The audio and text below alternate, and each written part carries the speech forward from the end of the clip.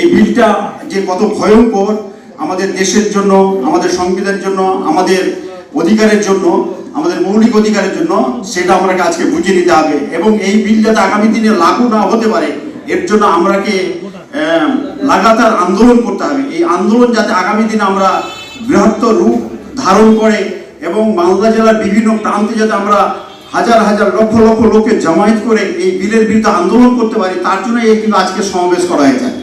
আর এই সমাবেশে এসে আপনারা প্রমাণ করেছেন আগামী দিনে গভর্নমেন্ট বা আমাদের দেশের সরকার যদি আমাদের বিরুদ্ধে কোনো বিল পাস করে বা আমাদের বিরুদ্ধে কোনো সিদ্ধান্ত করে বা আমাদের বিরুদ্ধে কোনো ষড়যন্ত্র করে, এই ষড়যন্ত্রের বিরুদ্ধে আমরা সমস্ত মিল্লাতের সমস্ত সংগঠন এবং সমস্ত প্রতিষ্ঠান মিলে আমরা ঐক্যবদ্ধভাবে এর বিরুদ্ধে আন্দোলন করতে পারবো।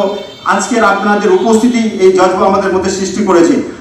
আমরা যাতে আগামী দিনে এই আন্দোলনকে জারি রাখতে পারি এবং আমাদের বিরুদ্ধে যে কোনো ষড়যন্ত্রের বিরোধিতা আমরা করতে পারি, সেই উদ্দেশ্যেই আজকে এই সমাবেশের আয়োজন করা হয়েছে।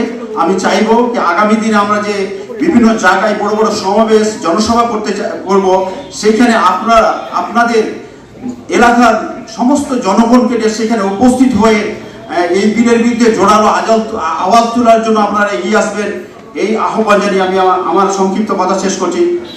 আসসালামু আলাইকুম।